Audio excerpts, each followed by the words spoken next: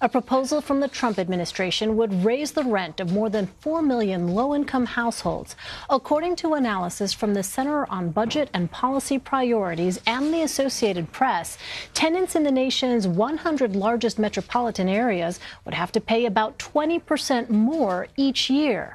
The Make Affordable Housing Work Act was announced in April. It would allow housing authorities to impose work requirements. It would also boost the percentage of income tenants are required to spend on rent from 30 to 35%. The minimum rent would be raised from $50 per month to $150. The act also proposes eliminating deductions for medical and child care costs. For more on this, I want to bring in Associated Press domestic policy reporter Juliet Linderman. Welcome, Juliet. Thank you for having me. So how could this proposal change public housing as we know it? Well, as you noted, under this proposal, minimum rents would be increased significantly.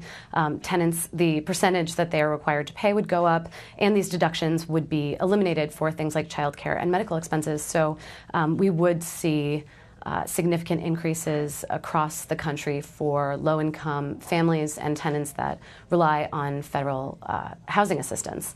So what this would mean is that families would have less money to spend on things like internet or electricity bills, as we found in our reporting in Charleston, South Carolina. Well, what age groups would be impacted the most by this change, and what could happen to that population? Sure. Well, HUD estimates that right off the bat, about 2 million people would be impacted by this change. And those people would be people who work, typically families, individuals, people with children. The elderly and disabled would not be affected immediately, but they could see increases after about 6 years. Well, what's so for families? Oh, yeah, go ahead.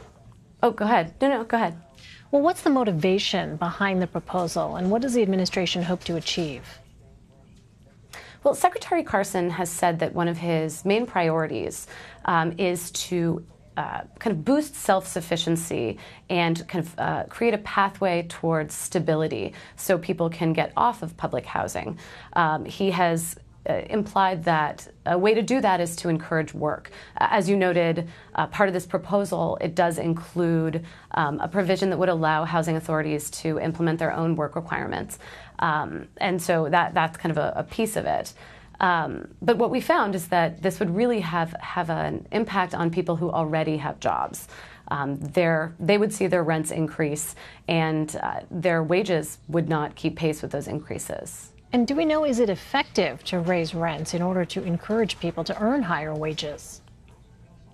Well, experts have said that there is no research that concludes that. All right, Juliet Linderman. Juliet, thanks so much. Thank you.